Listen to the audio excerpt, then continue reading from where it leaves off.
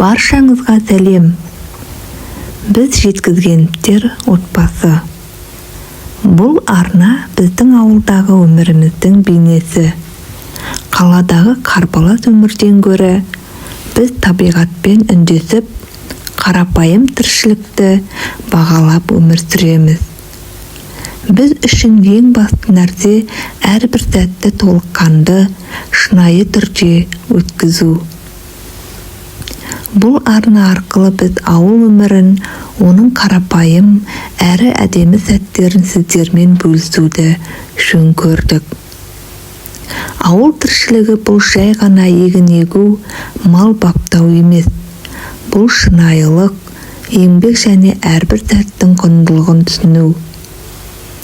Біз таңертеңгі шықты, баланың таңғы күлкісін, тыныш ауладағы серуенді бағалаймыз. Қаладағыдай шыңырау дауыстар жоқ, тек ауылдың тыныштығы. Самал желдің сыбдыры мен табиғаттың үні ғана естіледі. Әрбір үйдің алды жайлы аула, қашықтан күтіп тұрған ірі қара ешкілер мен лақтар және балалар. Бұл біз үшін өмірдің мәні.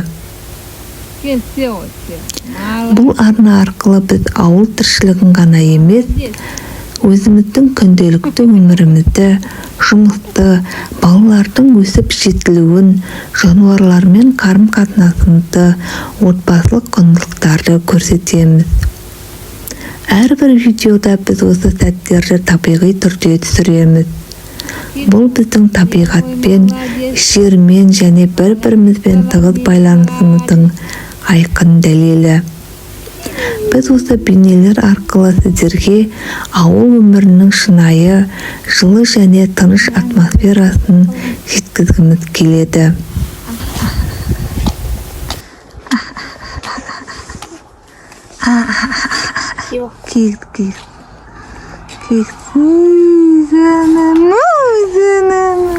Ауылда өмір сүрудің өз ерекшелігі мен әдемілігі бар. Мұнда адам табиғатпен үндесіп, оның тыныш дыбыстары мен әсемдігінен күш алады. Біздің үйіміздің жанында жайылып жүрген мал, топырақта ойнап жүрген балалар, ауладағы түрлі жұмыстар, бұл біздің күнделікті тіршілігіміз. Біз үшін осы қарапайым сәттер құнды. Мұнда бәрі өз орнында, барлық нәрсе өз уақытында жасалады. Біз табиғаттың үніне, үй ішіндегі тыныштыққа сүйеніп өмір сүріп келеміз.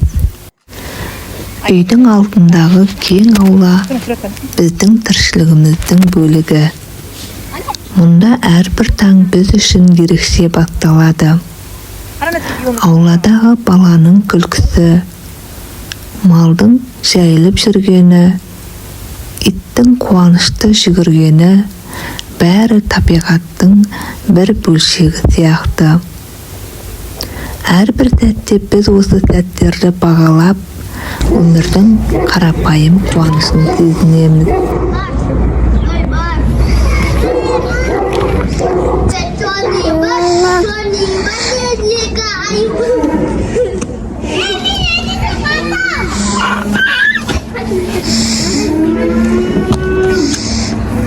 Tenang Karis.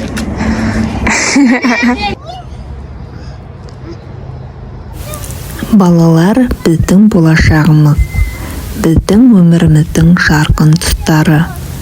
Олар әрқашан қуанышты, өмірге деген қызығушылықпен толы.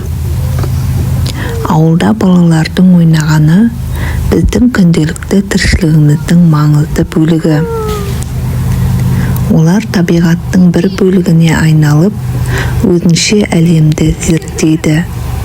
Әрбір сәт, әрбір қадам жаңа қызығушылықты, жаңа бақытты ашуға мүмкіндік береді.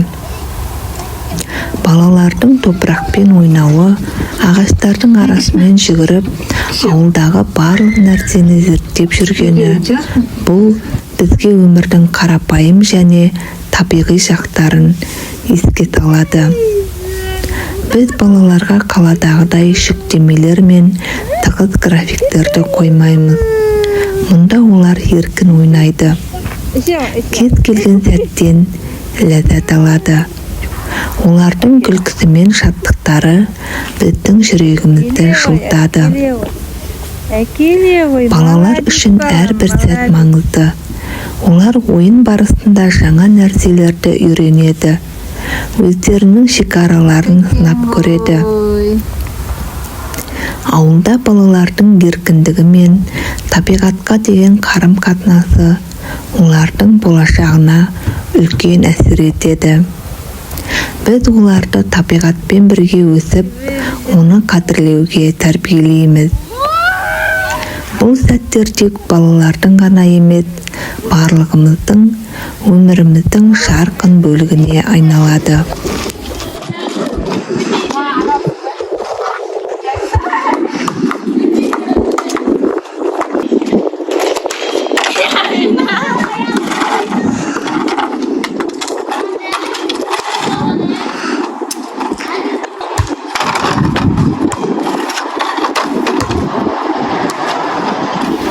Ескі үйіміз біздің өміріміздің бір бөлігі. Бірақ уақыт өткен сайын өзгерістерге жол ашылады. Біздің ескі үйіміздің қабырғалары бізге өткен күндерімізді, бір-бірімізге деген адалдық пен сүйіспеншілікті еске алады. Бірақ жаңа өмірге деген ұмтылысымыз бізді жаңа үй тұрғызуға жетеледі. Бұл өзгеріс тек үйдің жаңаруы емес, біздің өміріміздің жаңаруы, болашаққа деген қадамымыз. Ескі үй бұзылып, жаңа үйдің іргетасы қаланады. Бұл тек құрылыс емес, біздің өміріміздегі жаңа кезеңнің басталуы. Қабырғалар бұзылып, орнына жаңа құрылыс салынғанда, біз әрбір кірпішті тек болашаққа қарай жол ретінде көреміз.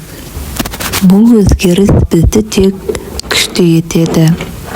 Біздің өткеніміз жаңа үйіміздің іргетасы. Біз өзгерістерді қабылдаймыз. Және сол арқылы болашаққа сеніммен қарайтын боламыз.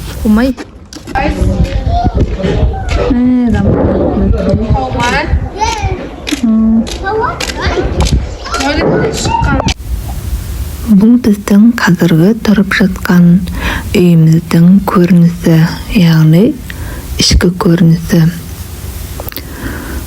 Әлі де бітпеген нәрселері бар. Бұл алдағы уақытта жасалатын дүние.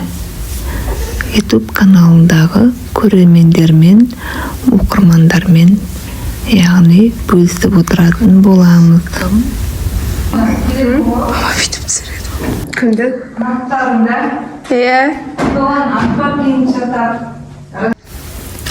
Бұл кезде мен қыздарыма ақыл кеңес айтып жатқан болатынмын. Бұл біздің үйіміздің ауласы. Ауланың қасына бұрын гүл еккен болатынмын, бірақ үйдің дәл қасы фундаменті болғасын кішкене өсірмейін деп отырмын. Себебі ылғал барса фундаментке зияны тиеді деп ойладым. Бұл біздің үйіміздің иті, аты Пинкот. Ұрғашы ит, ешкімге зияны жоқ, нағыз адал досымыз. Оң жақтағы шарбаққа бұйырса гүл еккім келеді. Бұл біздің сарайымыз, гаражымыз және де бұзылып жатқан ескі үйіміз. Ескі үйдің заттары әлі де осы шығып жатыр. Сарайдың алдында барлығы жиналып тұр. Үйіміздің дәл қасында осындай балалар ойын сауық орталығы бар. Нұрлан қайда? Күнде кешке балалар осы футбол алаңына және де ойын сауық алаңына келіп ойнайды.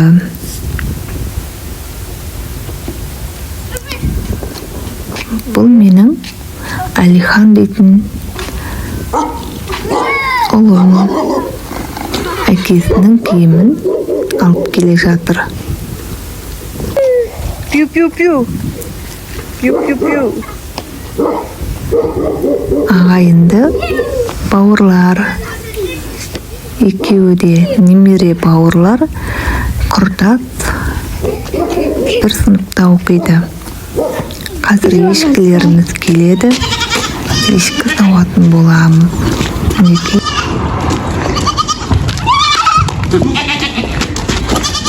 Сен жақсы. Қазір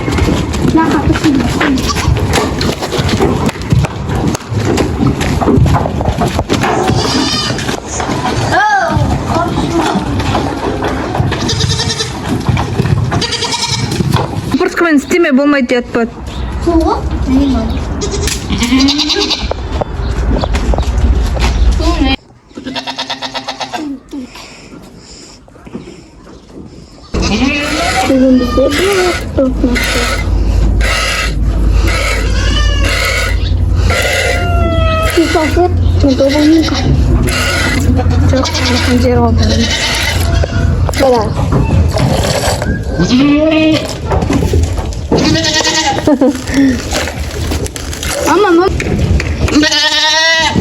Не болды?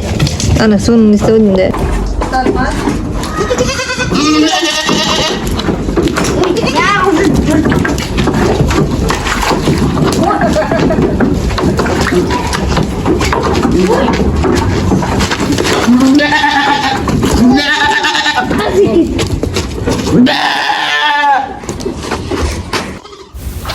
ешкі сүті адам денсаулығына көптеген пайдалы қасиеттерге ие.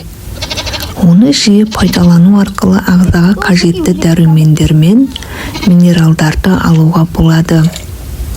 Ешкі сүтінде кальцийдің жоғары мөлшері бар. Ол сүйектердің, тістердің саулығын қамтамасыз етеді. Сонымен қатар ешкі сүтінде иммунитетті көтеретін А, В және С дәрумендері бар. Олар денсаулықты нығайтып, ауруларға қарсы тұруға көмектеседі. Лактозаға сезімтал адамдар үшін ешкі сүті ыңғайлы. Себебі оның құрамындағы лактоза мөлшері сиыр сүтінен төмен. Ешкі сүті тері күтіміне де пайдалы. Оның құрамындағы табиғи компоненттер теріні ылғалдандырып, қалпына келтіреді. Сонымен қатар ешкі сүті ас қорыту жүйесін жақсартуға көмектеседі.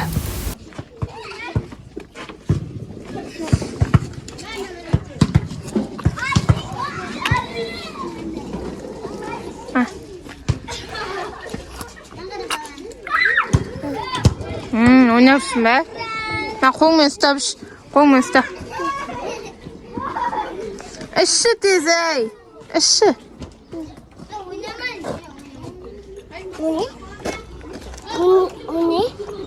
Süt қой, süt. İşesin be. Ondan. Ha.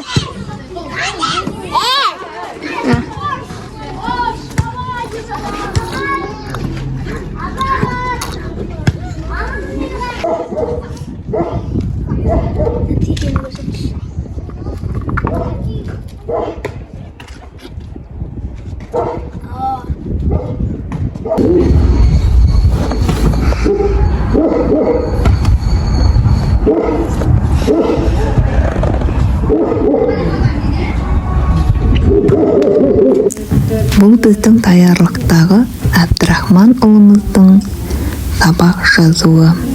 Баланың сабақ жазуы бұл тек білім ғана алу емес, олардың ой өрісін кеңейту, әлемді тану жолы. Біз өз балаларымыздың білім алуын ғана емес, олардың тұлға ретінде қалыптасуында маңызды деп санаймыз. Бұл сәттер бізге олардың алдағы уақытта үлкен жетістікке жететініне сенім ұялатады. Құрметті достар, біздің отбасылық каналға тіркеліп, лайк, комментарийлеріңізді аямаңыздар. Пікірлеріңізді күтеміз.